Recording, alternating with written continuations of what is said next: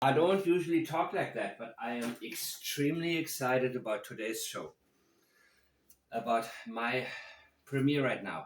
I am very, very happy to be able to dive a little bit deeper into what goes on with Lily and Jack Sullivan.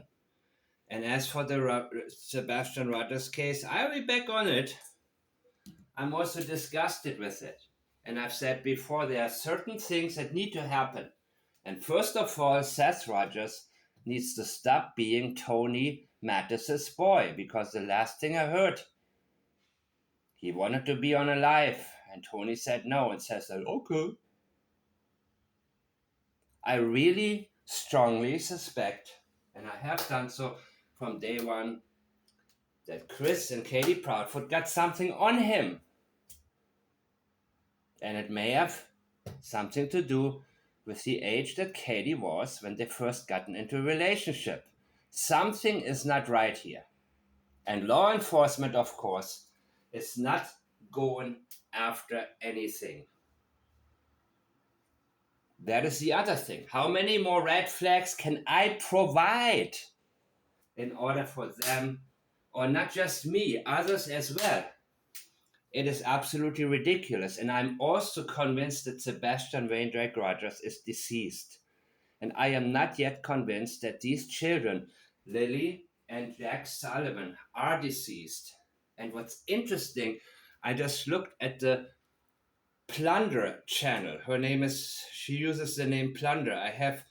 I'm not sure if I heard of her before, because over the years I've been into true crime here and there, but I wasn't really that gung-ho about it, other than maybe Peter Hyatt's channel. I was always into that one. But other than that, I was not, I was disappointed with opinions. I think people put far too many opinions out there and speculations, but we need theories. Theories are extremely important, because theories are possibly what will lead us to detecting what happened to these children.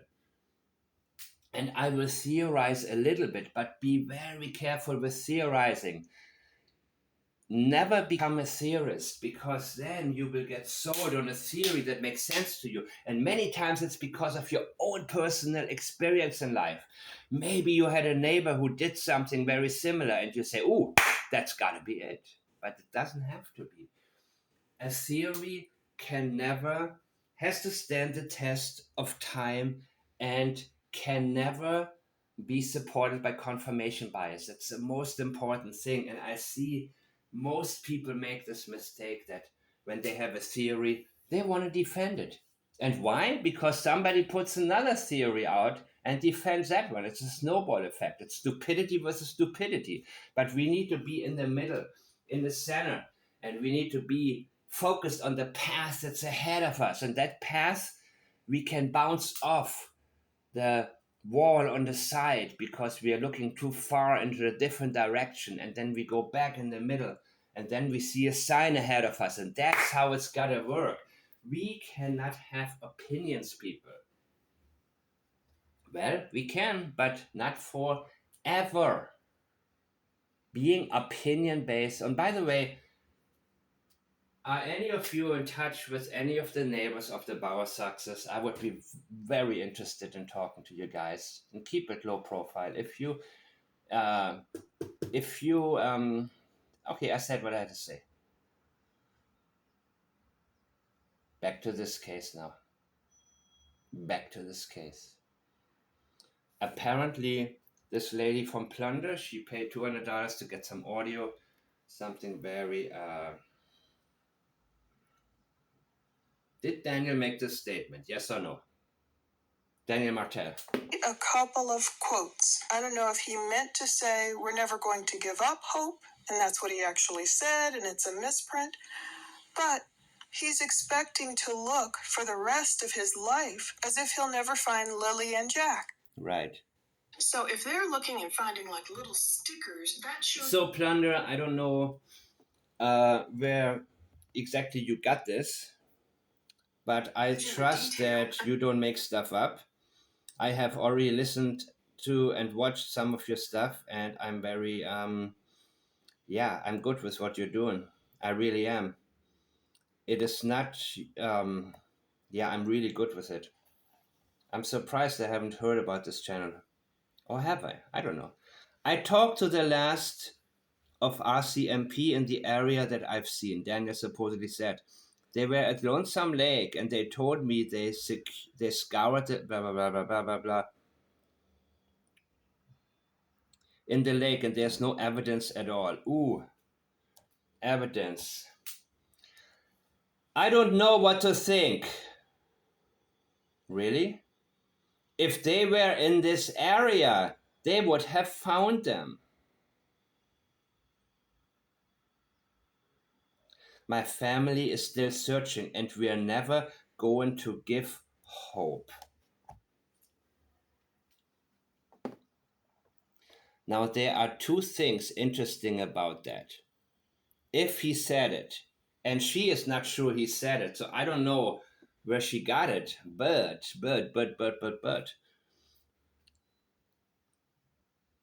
we are never going to give hope. Making such a blunder is very significant. So there are two parts of this particular statement, two parts that are very interesting. First of all, never, and give hope. It means that he has absolutely zero hope. And of course, he wanted to say, or he thought he needed to say, I'm never going to give up hope. But the fact of the matter is that he has zero hope here. He has absolutely none. And that will highlight itself even further. Of him saying Wait. that because those are. Oh, maybe I need to start a little bit before because I want her comment. Survivors in Seminary Lake, and there's no evidence at all. If they were in this area, would have found them. My family's still searching. The CTV News report from Friday, May 9th, quotes Daniel as going on to say, and we're never going to give hope. I don't know if he actually said that. We're going to continue to look and probably continue to look for the rest of my life. That is an interesting quote. I hope we get that video of him too. The rest of him saying that because those are quite a couple of quotes. I don't know if he meant to say we're never going to give up hope, and that's what he actually said. And yeah, but you cannot say it for him, even if he meant to say it. And may I say, this is rare that I see a new channel and don't have anything that annoys me. She's moving on pretty fast and pretty good here in the terms of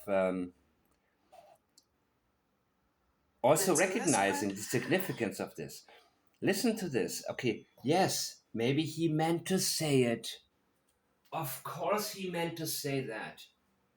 He didn't mean to say, we are never going to give hope. Now, if, let's assume for a minute that this is a correct, accurate statement that he actually left, okay? And I will, keep my disclaimer up. It's possible that he didn't because that was not on the audio. I didn't hear that. And I'm not sure exactly what channel where, the quoting was, but I believe from what I've seen so far that the owner of this channel is not one of those that many of you may have been listening to during the Sebastian Rogers case, who do misleading headlines, who come up with a bunch of crap just to get people to watch. And again, I don't even blame people for doing anything. What I blame people are the masses that watch that crap and then have the audacity to talk about it, spew it, and complain about it. They are the enablers. So anyhow, this seems to be a really good video. I will go back to it again and again. Again, Julia, I will get back to the timestamps, but I like to have a flow. I don't like to move around from, even that that stupid video, but I was gonna do part 3, and I may, but I don't want to jump around from one highlight to the next highlight simply because many times when I listen to something, even if it's painful to listen to, I still detect certain things that I missed the first part, the first time. And this is likely going to happen here as well. I will jump to I will jump ahead to a new area when I see there's too much downtime. I always do that because there's no point when I sense that okay, this is not going anywhere. They're discussing some complete crap, but here, let me read this part again to you. What she highlighted here. First of all, there's no evidence at all. Yes, he's worried about evidence. That's Daniel Martell. Daniel Martell is worried about evidence just like Chris Foot is. Doesn't mean he must have done something. Well, I think he done something. But the question is what? That's the only question that I have right now. And I will give you a couple of theories later on, and I will throw them out there as only theories because we have learned a few things about about Daniel Martell. He says, I don't know what to think. He knows what to think. Otherwise, he wouldn't say, I don't know what to think. If you don't know what to think, why do you need to actually talk about it? Especially after you mentioned evidence, the key word here. If they were, I don't know what to think, if they were in the area, they would have found them. Yeah, I think that's pretty much likely. He's pressing for look somewhere else. Same with the Amber Alert, which, by the way, is a very crucial statement that Malaya left about the Amber Alert. Very much so, and very similar to what Melissa Proudfoot stated. It is absolutely crucial. I'm blown away by what I'm finally allowing myself to find here. My family is still searching, and we are never going to give hope. Yes, because you have zero hope. There's just a, I don't want to call it a Freudian slip. It's just a slip. It is just the indicative slip, indicating something that you didn't plan to share with us and plan to tell us and plan to reveal, that you don't have any hope and that we shouldn't have any reason to be hopeful either with these 2 kids.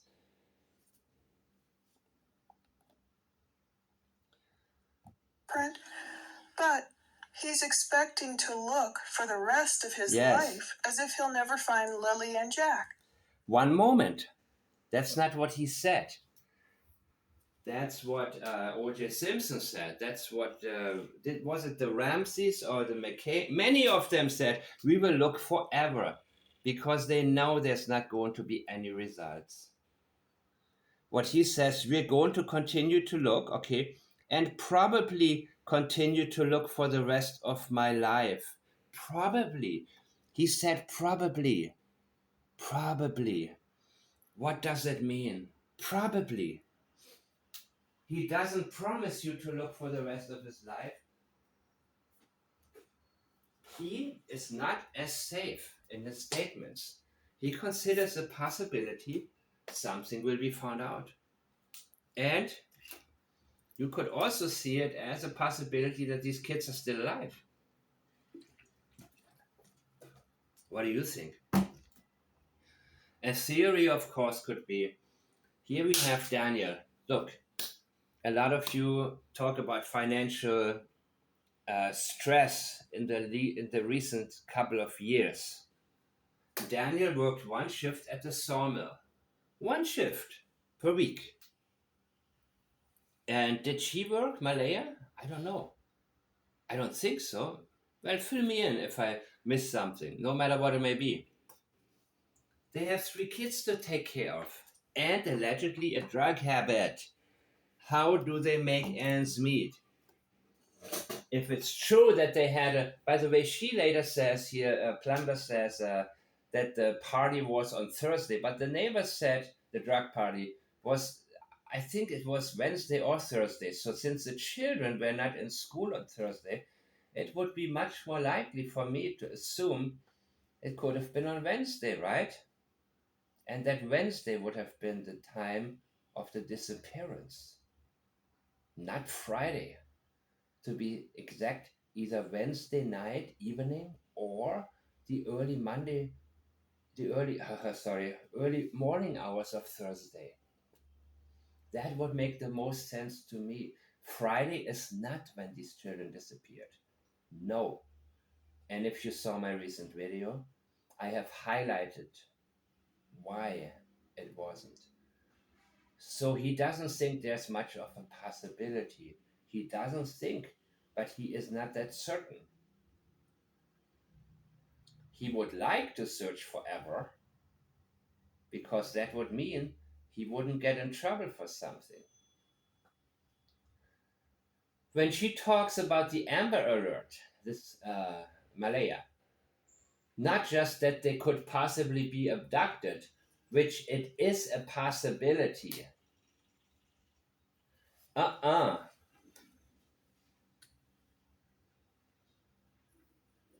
You didn't need to say all that. You're trying to sell us on something. You're trying to sell us on something that isn't so. This was not a regular abduction. Yes, you may have given your children to somebody. That is very, very possible, people. And hear me out with that. What if they also made some money, hypothetically, by selling drugs here and there? Because I don't see how they could have survived financially other than that, and why they would have a big drug party there. What I'm thinking is, these people may have wanted the big shot drug dealer to front them some drugs that they didn't have any money for. And they may have in the past been able to sell quite a bit. Maybe they get to know more and more people in the neighborhood, people like them, tweakers or whatever you want to call them. And they may have said, front us 20,000 or 10, or maybe just 5 or 3,000 even dollars worth of stuff. We'll sell it for you, man. We're good for it, bro. And he may have said, what do you have? What kind of collateral can you give me? I don't trust you. I don't trust any of you. Maybe you know, no, what do you have? Well, we only got one car and we can, do you have any jewelry? No, we already pawned it. You have, tell you what, I take these 2 kids. And when you can pay me, then this is just a possibility. And I'm saying that because Sweetie Pilo talked about a possible trade-off. I can see that. Crazier things have happened. We need to consider all possibilities right now, but we cannot be sold on one. And we need to let the language guide us. All of this, not just that they could possibly be abducted. No, not possible. They couldn't have been abducted, but they're not in the area. So there's 2 possibilities with that kind of language, and they're trying to sell us on the Amber Alert. Either A, like Melissa Proudfoot, authored by Katie Proudfoot, trying to keep us from looking within the circle, within the search radius, saying, look out there. That would indicate that the children, likely their bodies, could be found somewhere very close to home. But the other possibility could be that Malaya knows the children have been gotten rid of and transported far away. And she may also know a little bit about the people who may have taken these kids, and a reputation for trafficking trafficking individuals who will never be found again, and stuff like that. I don't know. They may have been in a complete state of drug-induced, whatever the hell. And none of this drugs can never be an excuse for anything, by the way, because drugs only bring out what's already in you. There are plenty of people on drugs who, of course, indirectly hurt their families. Sometimes even directly, but they're not going to do it consciously. They're not going to consciously put their children into too much harm's way. They still have a parental instinct kicking in here and there. There are different types of so-called druggies. Not all druggies are the same. First and foremost, we are human beings. Same when it comes to homeless people. Not everybody is homeless for the same reason. Not everybody has a drug or alcohol habit, and not everybody has done some seriously bad things to burn a lot of bridges. Some people have, yes. First and foremost, we are human beings. And any type of label I will use, but I will use it freely without assuming that the people who watch me have a mindset that isn't a judgmental mindset. Judgment of any type, bringing finality to a case before it is finalized, is absolutely counterproductive to statement analysis. Let your mind run free and stay away from anybody telling you you cannot go down a certain road. You cannot finish a certain thought. Don't say that. People wouldn't do that. Well, 30 years ago, I remember it was really crazy how actually people got on me when I saw Susan Smith and said something ain't right with her. I think she did it. And I didn't listen to the statements. I saw her face, her facial expression, and I saw him, her husband. And it was the contrast.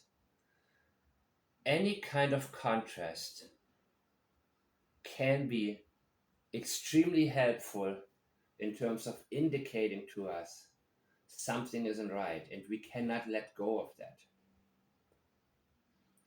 When Seth Rogers talked about somebody saw your mom at worships, I heard, and Chris said, that's a rumor. Seth let go. Seth lets go of everything, and Chris Foot lets go of nothing. You cannot let go. You can't say, oh, okay, Chris Foot shouted me down, and he said, so I'm just gonna, no. That's where you need to stick with Seth Rogers. And if you want to go with everything that Tony tells you to do, and you know what, then I hope the case dies down, because there is not going to be anything happening, people. Only if Seth Rogers stands up, there will be pressure put on law enforcement, but he has to get aggressive. He has to go for it. Otherwise, no. The only thing that the case of Sebastian Rogers is going to do is going to make a lot of people a lot of money. Especially the wrong people. They're going to have a Netflix special, allegedly. And they're going to get Seth signed. He shouldn't get on anything unless his conditions are met. And he doesn't need Tony Mattis bossing him around. He needs a lawyer. Seth Rogers needs a lawyer. Somebody who can represent him, maybe somebody who is somehow personally connected to a similar story, who really has the willingness to go the extra mile here. And actually, believe it or not, Chris Foot said that. He said that on Granny's Watching. And he's 100%, you see, sometimes he's just saying what he knows. Sometimes he can't hold back. Sometimes he will give you good advice, not because he wants you to advance in your search, but because he can't hold back the fact I know something that you don't. Seth is doing some really stupid with Tony to get him in. Yeah, I agree. But Chris knows that the best thing you can do is get a lawyer, because a lawyer will make sure, he knows the law, he will make sure that when they're editing AMW or anything like that, they will be shown in the best light they possibly can. Of course, anybody with a brain can see something is wrong here. But compared to what we've seen from the Proudfoots, what a change. Well, maybe some people, I don't know how I would feel if I was brand new to this case and just saw them. They sure learned how to cover their linguistic tracks. They sure learned how not to make certain blunders. Do you remember what Melissa Proudfoot told us? What if he went, it is such insanity, but when she came up with this, when she concocted, and I think this, and I'm sure that Katie is the author, Sebastian went in the backseat of, you know what, sometimes I can't even, now that I'm looking at this case, and it's back to being serious, I can't even sometimes get myself to,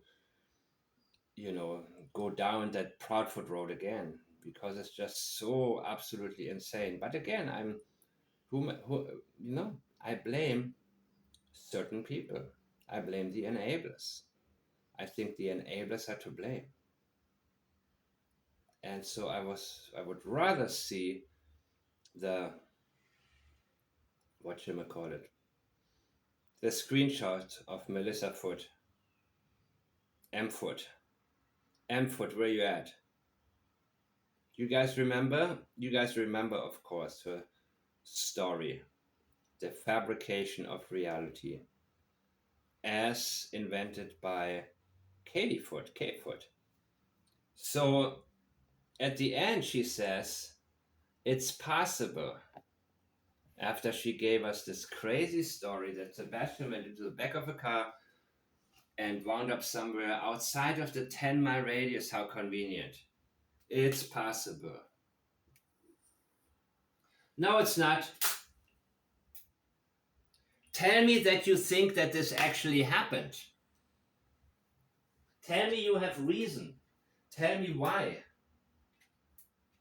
Don't tell me something is possible, because you're telling me, you're pushing this down so severely when it comes to the possibilities, to the level of possibility. In a case like this, you wouldn't say it is possible. You would say, I think that's what happened. What if this happened? Put a little more pressure, not just it's possible. It could be, hey, the BS I just told you, it could have happened, right? Like 100 trillion possibilities, right? Okay, sure. Not just that they could possibly be abducted, which it is a possibility. This is what Malaya said. Not just that they could possibly abducted people. Not possibly. They were not abducted. And she knows it for a fact, which it is a possibility. Now you're trying to sell me.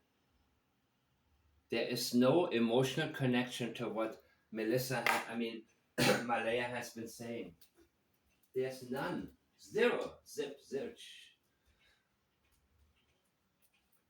She's not telling us, I think, what if? Your mind is supposed to race, not talk about possibilities. Oh, here's a possibility. Oh, there's a possibility. Okay. Now she's telling us this is just horse crap. 24 karat right here. That's what she is telling us, people. She is making sure that she doesn't get too stuck because she doesn't want to lose control. She knows what happened. She may not necessarily know where the kids are right now or have been taken, but there's something that she knows, and she is hiding it. And isn't it interesting that all these kids, Sebastian or Summerwells, even, I think, and these kids, they're always playing, right? They're always playing right before something significant took place. Because the parents want to make it appear like these kids had a fun life under them.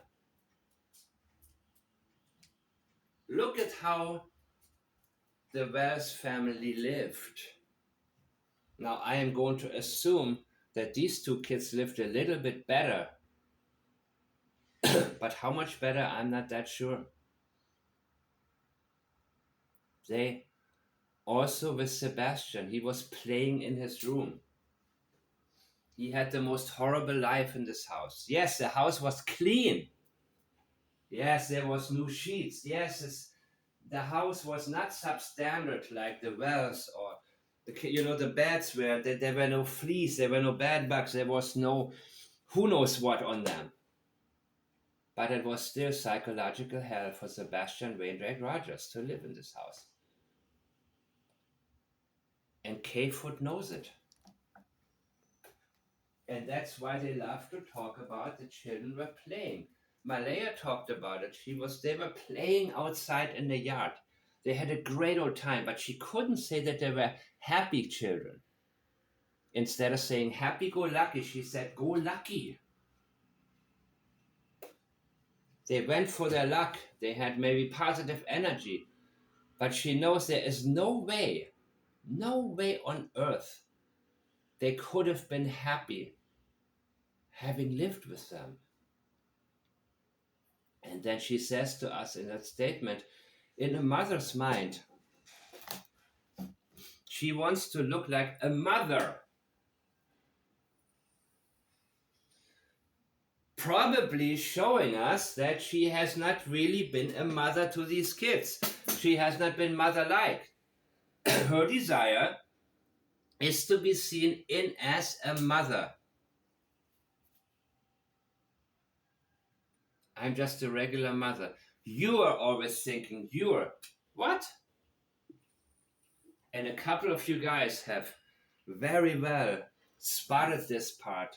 You're always thinking, and I got some responses from you guys. What?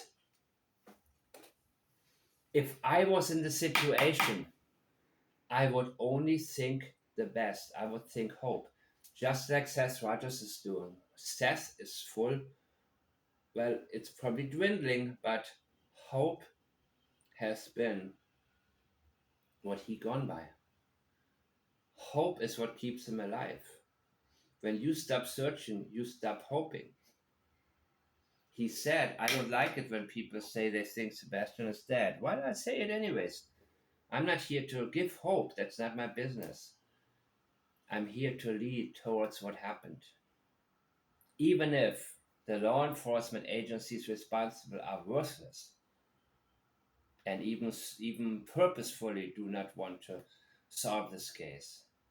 Even if I treat every case the same way, it doesn't matter. Even though it's a refreshing thing to see how Nova Scotia law enforcement is handling this case with a little more energy. No, you are always thinking. And what is always? You're always thinking the worst? Always? No, now we know it's 100% false. The bad thoughts, even if you're at home, hope, they will come back into your mind. There's nothing you can do about that, but you probably block them because they're not beneficial. You will do what you can do, what is in your power. Okay, I haven't searched this area of the neighborhood yet, and remember, there are some shacks over there. They've been abandoned 2 decades ago, and maybe they could be hiding. You think about all of these. Your thought is not on anything negative. Your thought is not on, I looked everywhere. Your thought is not on what you've already searched so much that you almost brag about it and say, well, I looked everywhere. Yes, you want to portray yourself as a good mother. And now you want to appear as a mother rather than saying, I am always, listen to this, I'm always thinking the worst. No, unless you know something, unless you participated in giving your children away to some of the worst people. But of course, many of you also said maybe the kids had gotten into drugs, maybe they, but you know what speaks against this to me? It's possible, of course, but we have two children. We have two children missing, and I think the boot prints outside of the gate are only from one child, right? So one could have been carried and the other walked. Or, yes, one could have passed away. The other could have witnessed. That's what some of you suggested. But I am more likely to look at the Amber Alert in terms of they could be out there. And I could be wrong about this. They could be out there, and it's not because of an abduction. And she couldn't cry because it can also be guilt that keeps her from being able to cry, knowing that she did something. That fear. Maybe the kids are dead. And I have a 16-month-old. And that kid is not going to see mommy or daddy if law enforcement finds out what actually took place.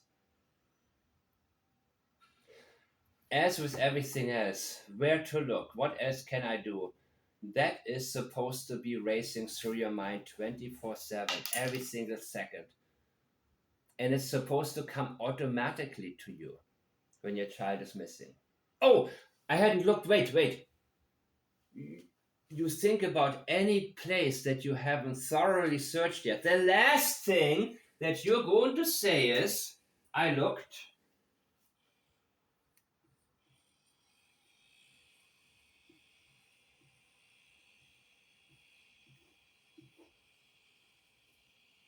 You're not going to say, I looked everywhere, unless it really sank in and you accept the fate of your child. That's when you say, or in a specific region, I looked everywhere in my house, I'm done. But still, that's not where your mind will go. You're not going to finalize, I looked everywhere. You're going to think about where you haven't looked. Malaya also said they looked everywhere. But he said they instantly jumped into their car, right? Or he did. Or did he say we? I don't know. I don't remember. But I'm going to go through some of what Plunder has been posting here.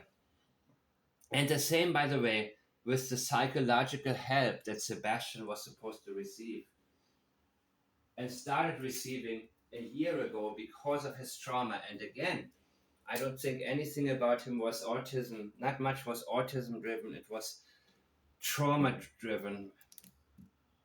And Katie said he got all the help that he could possibly get. The case is closed about the SA. And says that finally he was starting to get the help he needed a year ago. You see, to Katie, everything was case closed. Okay, we did what we had to do. Now shut up and don't talk about it anymore. These are mindsets, people. What can I do for my child versus I've done enough. This is absolutely crucial, ladies and gentlemen. Absolutely crucial. So let me see if something good's coming next. Otherwise, I will. So if they're looking and finding like little stickers, that shows you the detail. And I think this was really late at night, if I'm not mistaken. I have different times on the audio, and I'm like, whoa, they found that so late at night. They're really looking. It was on the bridge. You know, they're looking for real great detail, clues. That's very good. Yes, very refreshing, by the way. How detailed these searchers are. So she paid $200, she said, for getting 48 hours worth of the audio from the police. I guess that's how it works in Canada. And it's a good thing. I'm glad she did. I'm glad she's airing it, because now maybe we can get. And if you listen to her, please let me know if there's something that I missed, if there's something to highlight. I will go straight to that and then see if there's more. But by the way, my video could be finished now. But no, I want to go on. There was a canine unit, according to the audio, that was tasked to investigate the blanket. Now, we heard about this. This is Colchester base calling the canine unit tasked to investigate the blanket. Do you copy? Over. True crime audio. This is Bravo 3, over. Yeah, guess what, people? I think I'm done now with this video that I'm very happy with. And I will see you soon.